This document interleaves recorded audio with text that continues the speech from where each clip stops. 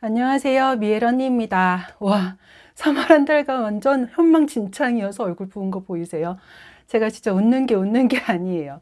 저는 평생 알러지라는 게 없는 삶을 살았거든요. 근데 이혼 소송을 시작을 하고 2020년 5월에 변론길 참석 때문에 아이랑 같이 한국에 들어오고 그 다음 해부터 갑자기 평생 단 한 번도 겪어보지 않았던 꽃가루 알러지라는 거를 몸살로 겪게 되면서 그 이후부터 진짜 3월 한 달간은 인간이 아닌 삶을 살고 있습니다. 저희 애도 동남아에 살 때는 주변에 꽃이랑 나무가 그렇게 많았는데도 에어컨 때문에 훌쩍이는 거 말고는 감기 한 번을 안 걸렸던 아이인데 한국에 와서는 봄만 되면 계속 코를 풀고 저는 몸살 때문에 막 기어다니면서 수액이랑 항생제 주사를 연명하는 뭐 그런 3월을 보내고 있습니다. 근데 또 제가 몸이 좀 나아지고 있다 싶었더니 이번에는 애가 학교에서 놀다가 해먹 놀이터라는 게 있어요. 애 학교에. 근데 반 남자애가 장난을 친다고 해먹을 너무 심하게 흔들어서 1m 높이에서 머리부터 떨어지는 바람에 머리랑 목이랑 어깨랑 다리랑 다 다쳐서 제가 회복을 좀 하고 나니까 이제 애가 뇌진탕부터 여기저기 막 뼈가 아프다고 힘들어해서 애를 챙기다 보니까 이렇게 그냥 얼렁뚱땅 4월이 되었습니다. 애들끼리 놀다 다치는 게 진짜 애매해요. 저는 애를 챙긴다고 아예 일을 못 나가니까 그만큼 또 돈을 벌지를 못하는 건데 사실 이건 아무도 보상을 안 해주거든요.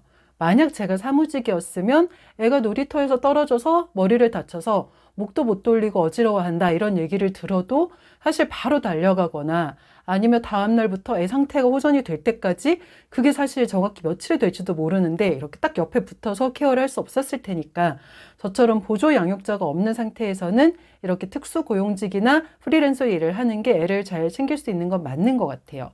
아무리 또 학교 공제보험이나 제가 따로 들어둔 애 실비보험이 있다고 해도 엑스레이나 약간 뭐 끼케야 뭐 10,000원대, 3,000원대.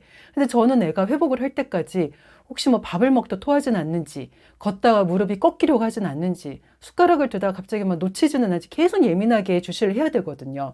그리고 일을 못 나가는 날들이 하루하루 계속 늘어나면 늘어날수록 스트레스도 엄청 받아요.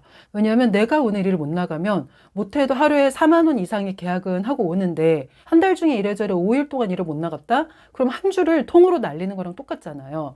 그럼 한 달 4주 중에 한 주를 돈을 못 벌면 3주 동안 번 걸로 다음 달을 살아야 된다는 소리니까 제 속은 막 타들어가는데 이렇게 제 수입이나 아니면 제가 잃고 있는 시간은 공제보험이나 뭐 실비나 뭐 하다못해 그의 엄마도 책임을 져주질 않습니다. 그래서 3월 한 달 동안 사실 몸과 마음이 진짜 푸석푸석했어요. 근데 또 재밌는 게 제가 스트레스를 받는 포인트가 일단 아이의 상태를 제외하고는 시간을 제가 원하는 대로 효율적으로 사용하지 못하는 부분 때문이지 다른 건 아니라는 거예요. 그러니까 모든 순간순간에 혼자라 힘든 것보다 혼자라서 너무 다행이다라는 생각이 훨씬 더 많이 들었거든요.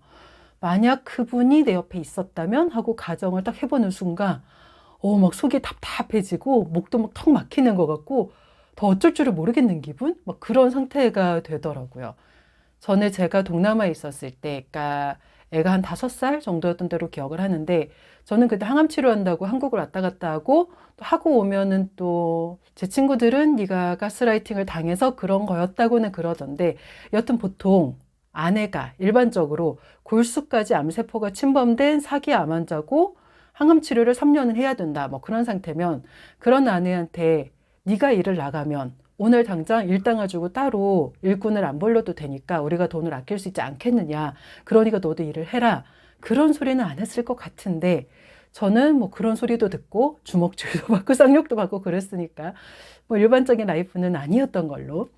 근데 여튼 그래서 저도 그 당시 아이 옆에 자주 붙어 있지는 못했어요. 한국에 치료를 받으러 다녀와도 이제 누구 덕분에 계속 밤 늦게까지 손님들 모시고 하루에 뭐 13시간, 14시간씩 시티 투어 나가야 되고 막 추워서 덜덜 떨면서도 체험 다이빙이나 호핑 투어 막 진행도 해야 되고 그래야 됐어서 밤에만 애를 봤거든요. 근데 어느 날부턴가 저희 하우스키퍼랑 베이비시터였던 그 친구들이 애 눈동자가 이렇게 바깥으로 한 번씩 돈다고 그런 얘기를 하는데 잘못 본 건가 했는데 자기만 본 게 아니다 그런 얘기를 하는 거예요. 그래서 그 당시에 거기 이제 10년은 넘게 살았던 제 친구한테 물어봐서 제일 괜찮은 안과에 예약을 하고 애를 데리고 갔는데 거기서 일단 먼저 검사를 해보고 추가 검사가 필요할 수도 있으니까 최소 이틀은 애를 데리고 와야 할 것 같다. 그러길래 저희 집에서 왔다 갔다 하기엔 사실 병원이 좀 멀어서 근처에 숙소를 잡고 애를 데리고 갔어요. 산동 검사를 먼저 해야 됐는데 사실 그 안약이 어른 눈에도 아프니까 애는 얼마나 울었겠어요. 근데 그런 안과를 그 당시에 제 체력으로 이틀을 데리고 가야 힘이 딸려서 진짜 버거웠었거든요. 근데 그분은 그때도 이틀 내내 단 한 번도 병원에 오지 않았습니다. 차 막히고 뭐 자기 영어도 안 되는데 가서 자기가 뭘 하겠냐고 택시 타고 오라 그러더라고요. 나중에 집에 가서 보니까 컴퓨터로 애니메이션을 보고 계셨습니다.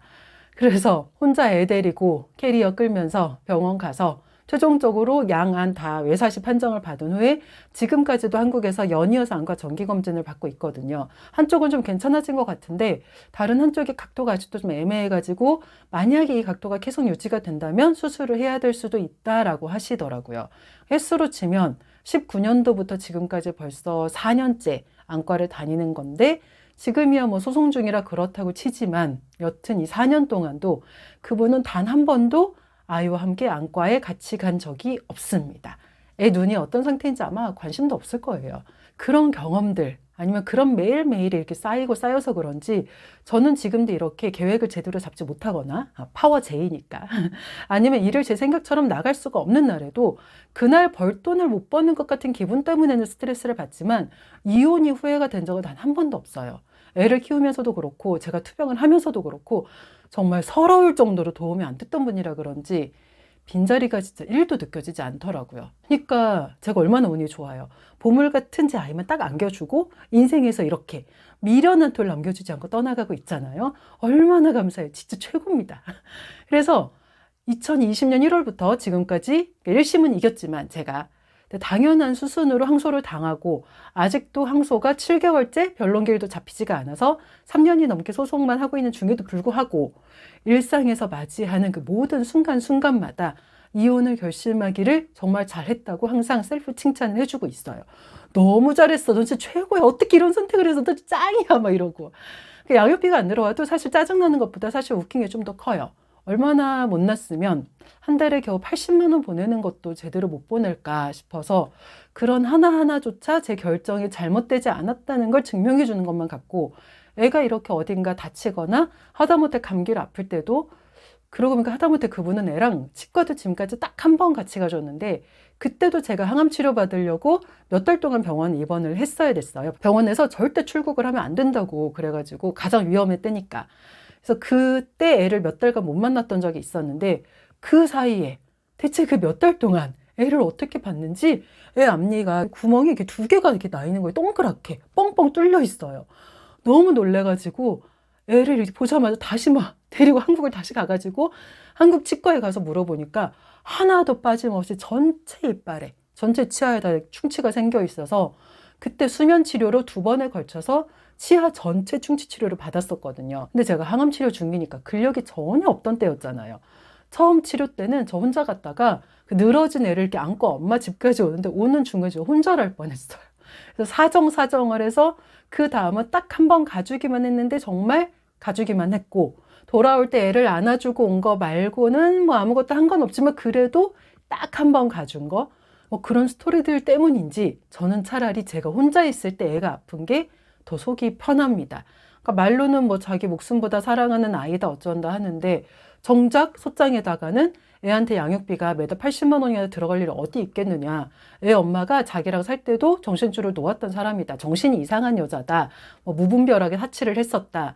피해자는 도리어 뭐 자기다. 자기는 비록 혼자 한 달에 400만 원을 넘게 쓰지만 그건 다 이유가 있는 거고 애는 80만 원이나 매달 돈이 들어갈 이유가 없다. 제가 돈을 헤프게 써서 그러는 거다.